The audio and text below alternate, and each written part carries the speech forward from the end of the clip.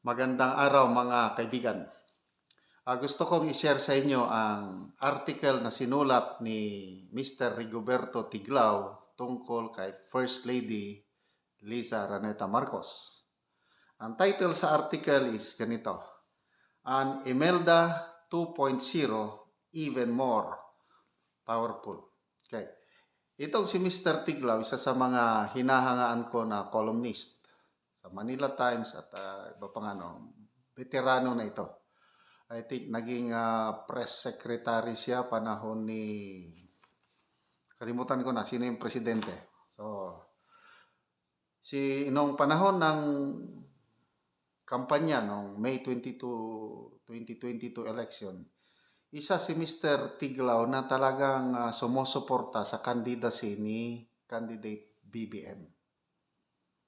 Kaya lang, nung nanalo na siya, itong si BBM, tapos nagbago na ang takbo ng pamamahala sa gobyerno.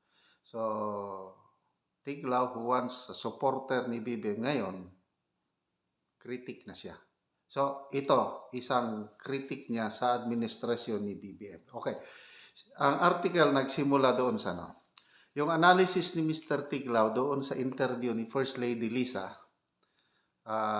ni Katunying. Okay. So, according to Mr. Tiglao, yung interview na yon is part of an expensive public relations project. Mahal ang bayad. Na ang objective ng interview na yon is to portray the First Lady Liza na isang wife na passionately protecting the President's dignity at saka i-project ang no-nonsense, down-to-earth, apolitical image ni First Lady.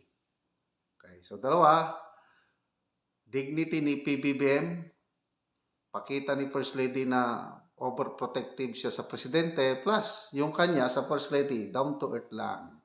Simple lang na walang kinalaman sa politika. But ang analysis ni Mr. Tiglao is it has gone wrong. It has backfired. Palpak. So, ano ang masasabi niyo? Agree ba kayo na pumalpak yung interview na yun? To me, I agree. Palpak na palpak. Yung gusto nilang abutin na objective, lalong napasama ang imahe ng presidente at imahe ng First Lady. Okay, so bakit tinawag ni Mr. Tiglao na mas powerful pa itong si First Lady Liza kaysa kay First Lady Imelda noon? Okay, so ito ang punto ni Mr. Tiglao. Si First Lady Liza, responsible for the appointments of dozens of key posts surrounding PBBM. Example, si First Lady Liza ang responsible sa pagpatalsik kay Attorney Vic Rodriguez as Executive Secretary. Okay? At yun na-appoint yung gusto niya si Executive Secretary Bersamin. Aside sa Executive Secretary, ito pa ang mga appointments na inilakad, trinabaho ni First Lady Liza. Yung PCSO General Manager, si Millonario Robles. Sino pa? Yung Major Revenue Agency Chief. So, hindi niya binanggit kung BIR or Bureau of Customs. Nasa dalawa lang yan. And then, 3 Bureau of Customs District Collector na pa-appoint ni First Lady Liza, according to Mr. Tiglao, and mga AFP generals. Marami na general ng Armed Forces. Ito, yung isa sa matindi, sa Office of the President mismo, na ilagay ni First Lady Liza ang isang trusted lawyer sa law firm ni Attorney Lisa Raneta Marcos. Yung si Attorney Annalisa Logan, siya po ang Deputy Executive Secretary for Legal Affairs. Itong si Attorney Logan reports directly to the President at kayang-kaya niyang i-bypass si Executive Secretary Bersamin and even the Chief Presidential Legal Counsel Secretary Juan Ponce Enrile. So gaano ka-powerful itong si Attorney Lisa Logan? Sa article ni Mr. Tiglao, sabi niya, na kaya ni Attorney Logan na i-lift up yung cease and desist order ng DNR laban sa isang maanomalya na mining company na nag-ship, nagadala ng mga nickel ore outside the country without permit. Grabe. Pinawalang bisa yung order ng DNR. Okay. So, kinontrast ni Mr. Tiglao panahon ni Marcos Sr. at panahon nitong Marcos Jr. So, si First Lady Imelda Romualdez Marcos noon, gusto daw niya na patalsikin yung number 2 man sa gobyerno, si Finance and later on Prime Minister Cesar Birata. Ayaw ni Imelda. Kaya lang, what happened? Hindi pumayag si Marcos Sr. Binaliwala niya yung kagustuhan ni First Lady Imelda. So, ibig sabihin, mas makapangyarihan si Marcos Sr. Strong leader. Hindi siya under desire. Pagdating na dito kay Marcos Jr., si First Lady Lisa, gusto niyang patalsikin si E.S. Rodriguez at nagawa niya. So, what Lisa wants, Lisa gets. Okay. Para bang ang ni PBBM, happy wife, happy life. Nung napatalsik na as Executive Secretary, sanggang dikit magkaibigan yung dalawa, gusto pa rin ni PBBM na mag-remain sa Malacanang si Attorney Vic as Chief of Staff. So, anong nangyari? Ayaw pa rin ni First Lady Lisa. Hanggang, yun na, yung naibulgar ni Maharlika na I love you Tonying na audio recording. Wala na, si Chief of Staff. So, ganon katindi, ganon ka-powerful si First Lady Lisa na walang magawa si PBBM. Okay? So, napakaganda itong article ni Mr. Tiglao. Kaya sinishare ko sa inyo. Ito, sinambulat ni Mr. Tiglao, ano ba ang ayaw na ayaw ni First Lady Lisa kay Attorney Vic Rodriguez?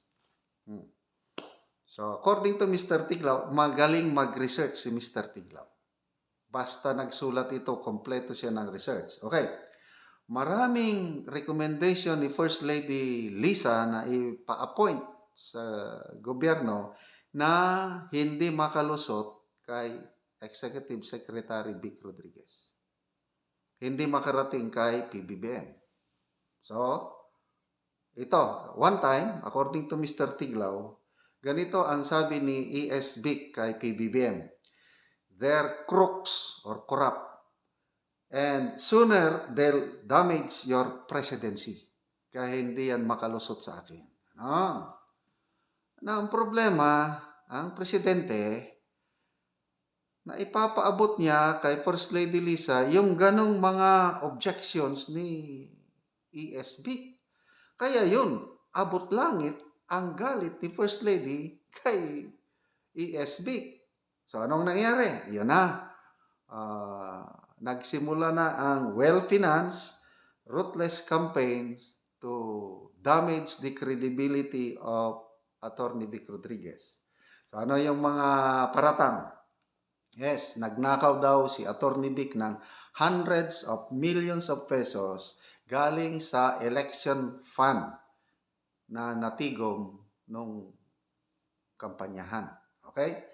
So, nagpakalat sila ng mga bank documents ni Atty. Vic, yung kanyang wife at mga in-laws. At itong mga bank documents na ito binigay sa mga media practitioners kasama si Mr. Rigoberto Tiglao na bigyan din. Si Maharlika, sinasabi din niya yan. Nabigyan din siya ng mga ganito. So, maraming kumagat, maraming mga mainstream and social media bloggers na naniwala doon at binanatan, sinira si Atty. Vic. Kaya lang, si Mr. Tiglao, sabi niya, these documents were hilariously nakakatawa, peke. In one bank document, sabi niya, it had a watermark, only sample of financial statements posted on the internet. Ibig sabihin, hindi kumagat si Mr. Tiglao sa mga fake bank documents na ikinalat para siraan si Atty. Vic Rodriguez. Okay, ano pa? Ito, yung nagsimula na yung massive campaign, ano? Noong January of 2023, yung ISAF nag-present ng briefing kay PBBM. Nag-present sila ng matrix kung sino-sino yung mga personalities behind the massive demolition job against kay E.S. Vic Rodriguez. So napaghalaman ng presidente na ang mga taong sumisira kay E.S. Vic, they were all very close to the First Lady. Although hindi sinabi ng ISAF briefer o yung commander, yung pangalan ni First Lady, the President got the message na ang behind, ang mastermind sa paninira kay Atty. Vic, walang iba kundi si First Lady Lisa. So anong nangyari? Yun na. Yung January 7, 2023, meron ng lumabas na video ni First Lady Lisa na yung nakasimpleng damit lang. Nandun siya sa golf course ata ng PSG compound sa Malacanang. Then anong sinasabi niya? I have nothing to do with ISAF. I don't have anything to do with appointments there which lead to my husband. Kung basta, yung short video lang yun. But alam na ang lahat na ngayon na kagagawa ng First Lady yung pagka-relieve ng ISAF commander. Anyway, ito po, to summarize, sinamarize ni Mr. Tiglao yung kanyang article. Number 1, First Lady Lisa Araneta Marcos can easily influence the decisions of the President. Kayang-kaya niyang baguhin. It can change the mind of the President. Powerful wife nga. Si Vivian Velez nagsabi, manipulative wife. Sino pa? Si Malo Tiquia. The only First Lady na gumagawa ng mga ganyan. Mga hindi nakatanggap-tanggap na bagay.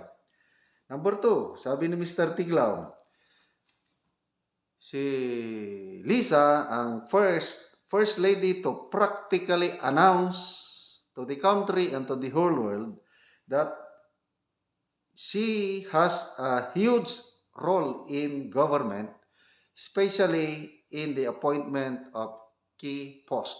Kasi yung interview niya kay Kato Nying, yun na, in-announce niya. Namin niya nang pinatanggal niya si Atty. Vic. Number 3, the First Lady can has the temerity to insult the Vice President, Sara, and the 32 million voters na mandato ni VP Sara.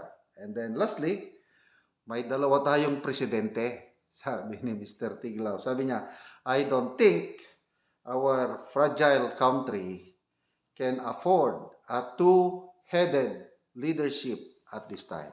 Dalawang leader natin. May babae, may lalaki. So, kayo, anong masasabi nyo dito sa komentaryo ni Mr. Tiglao? Ako, saludo ako dito kay Mr. Tiglao. Mabuhay po kayo. Sir Bobby Tiglao.